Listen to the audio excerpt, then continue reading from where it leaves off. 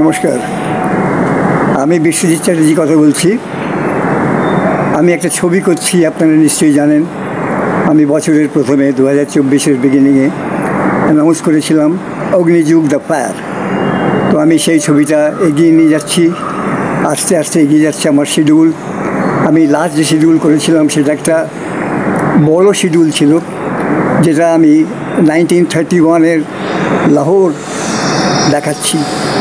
তাতে আপনারা জানেন নিশ্চয়ই ধর্মেন্দ্র লালা লাজপত রায় করছেন, পাঞ্জাব কেসরি লালা লাজপত রায়।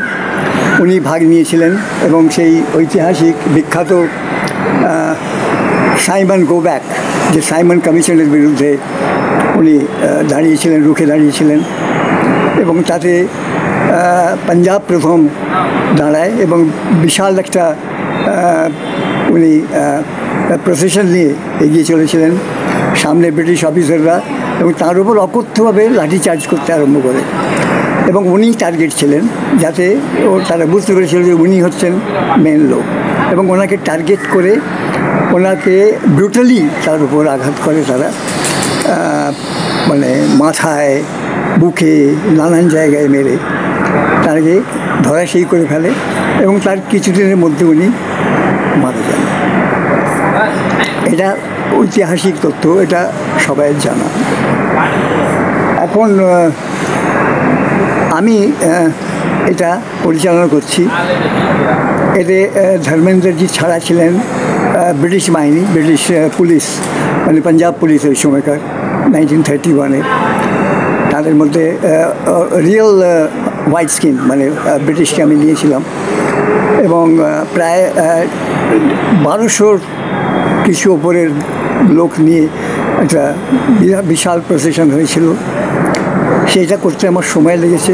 তাছাড়া অ্যাকশন ছিল, আমার সাথে অ্যাকশন মাস্টার ছিলেন, বাকি ফুল টিম ছিল আমাদের।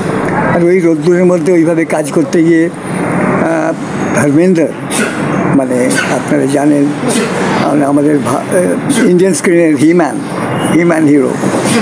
তো উনি আজকেও এই বয়সে যে এতখানি উনি সিনসিয়ার, সেটা ওনাকে এই শুটিংয়ে আমি দেখে নিজেই অবাক হয়ে গেছি যে এটা কী করে সম্ভব হলো।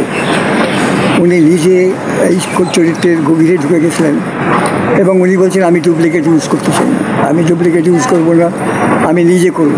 আমি ওনাকে বোঝাবার চেষ্টা করেছিলাম, কিন্তু he so sincere, so dedicated, উনি বললেন না। তারপরে উনি বললেন আমি নিজেই করব, আমি কোনো ডুপ্লিকেট বা কিছু ইউজ করতে চাই না। বলে ঠিক আছে, নিজে করুন। যাই হোক, নিজে করেছেন। তার মাথায় লাঠিচার্জ হচ্ছে, বুকে লাঠিচার্জ হচ্ছে, এবং সেইভাবে অভিনয় করতে করতে ওই গরমে রোদ্দুরে ওনার ছেলে ববি এসেছিল আমার শুটিংয়ে, এসেছিল, বাবার সঙ্গে ছিল। আমার খুব ভালো লেগেছে। বললো আঙ্কেল আমি এসেছি বাবার সাথে। আমি বললাম তুমি অ্যানিম্যালে খুব ভালো কাজ করেছো, অ্যানিম্যাল ছবিটা আমি দেখেছি এবং আমি রিয়েলি হ্যাপি। এই মতো আমার বাচ্চার মতোই, যে এতদিন পর ও আবার একটা জায়গা পেয়েছে, অডিয়েন্স ওকে খুব ভালোভাবে গ্রহণ করেছে এবং অ্যানিম্যালের পর আরও অনেকগুলো অ্যাসাইনমেন্ট করছে এখন। তো ও এসেছিল, আমার শুটিংয়ের পাশে ছিল, ওর বাবার পাশে ছিল, সেটা আমার খুব ভালো লেগেছে। তাছাড়া আমি এর আগে আরেকটা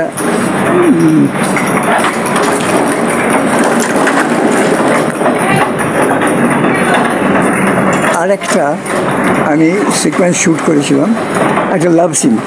চেন্নাই থেকে আমার হিরো এসেছিল, মানে গণেশ ভেঙ্কটরামন, যে করছে আমার সম্ভবীর অপোজিটে যে নায়ক করছে। আমি ওদের একটা রোম্যান্টিক সিন পিকচারাইজ করি।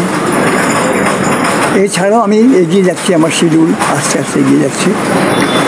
তো এই রোলটাতে ধর্মেন্দ্রজি যে যেভাবে কাজ করলেন, এটা শিক্ষণীয়, সত্যিকারের শিক্ষণীয়। এবং আজকে এই বয়সে উনি যেভাবে নিজের উপর স্ট্রেন নিলেন এবং যেভাবে কাজ করে গেলেন, এবং নিজে বলছেন আমাকে তুমি দাও, আরও ব্লাড দাও, আরও রক্ত দাও, যেটা যেটা যেটা ভালো হতে পারে সেইটার জন্য উনি চেষ্টা করে গেছেন, মানে বেস্ট কী হতে পারে। এবং তাছাড়া কষ্ট হচ্ছিল, আমি বুঝতে পারছিলাম, কিন্তু কষ্ট কাজের সময় ভুলে যান।